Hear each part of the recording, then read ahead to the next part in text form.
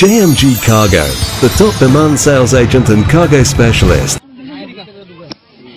প্রায় আধমরা শরীর ততক্ষণে যেন মৃত্যুর অপেক্ষায়। এরপরও 15 বছরের শিশুটির উপর নিষ্ঠুর নির্যাতন থামছেই না। পানি খেতে চাইলে এক পর্যায়ে হাত পা বাঁধা অবস্থাতেই ফেলে দেয়া হয় নদীর পানিতে। তিলে তিলে মৃত্যুর দৃশ্য দেখে অট্টহাসিতে ফেটে পড়েন উপস্থিত হামলাকারীরা। পৈশাচিক এই ঘটনাটি ঘটেছে 3 মাস আগে রাজধানীর খিলক্ষেত এলাকার মস্তুল গ্রামে।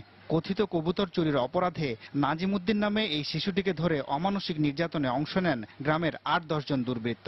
এরপর হাত পা বেঁধে ফেলে দেয়া হয় বালু নদীতে।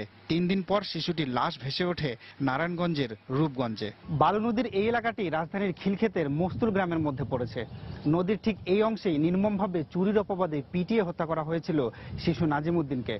সেই ঘটনা সচক্ষে সেদিন দেখেছিলেন অনেকেই, কিন্তু শিশুটিকে বাঁচাতে এগিয়ে আসেননি কেউই। গরু চুরের অপবাদে মারছে, মাইরা বড় মারতে মারতে নাকি যেটা থাকার অবস্থা ফেলাইছে, মরে নাই, হাতে পায়ে বাইন্দা ইট দিয়ে ফেলাইছে। গরু চুরি করতে আইছে, কবুতর চুরি করতে আইছে, তারপরে মানে এই আর কি ঘটনা আছে। সে যতই অপরাধ দেখে তো উচিত না পিঠে মারাটা, উচিত কি পিঠে মারে ফেলে দেওয়া, আইন আছে, আইন তুলতে পারে। নাখালপাড়ায় শিশুটির বাবা মা জানান 12 এপ্রিল এক বন্ধুর সাথে বাড়ির বাইরে যাওয়ার পর আর খোঁজ মিলছিল না সন্তানের। 17 এপ্রিল তারা লাশের খবর পান। তাদের সন্তান কখনোই চুরির সাথে জড়িত ছিল না। তারা ট্রিটমেন্ট দিছে, একটা কবুতরের বাচ্চা তারা তো পাওয়া গেছে।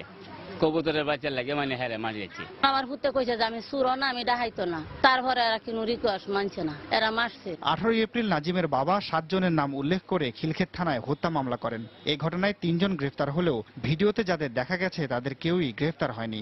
এরা ধরা পড়ে নাই, এরা তো ফলানো আছে। এরা কেউ বিলা আছে বরিশাল, কেউ আছে খুলনা, এমন সিআইডিরা বলে। এদিকে মামলার অগ্রগতি জানতে চাইলে খিলক্ষেত থানা থেকে জানানো হয় মামলাটি সিআইডিতে হস্তান্তর করা হয়েছে। তবে সিআইডির আনুষ্ঠানিক বক্তব্য পাওয়া না গেলেও সংশ্লিষ্ট কর্মকর্তা জানান মূল অপরাধীদের শনাক্ত করা হয়েছে। এখন তাদের ধরতে অভিযান চালানো হচ্ছে।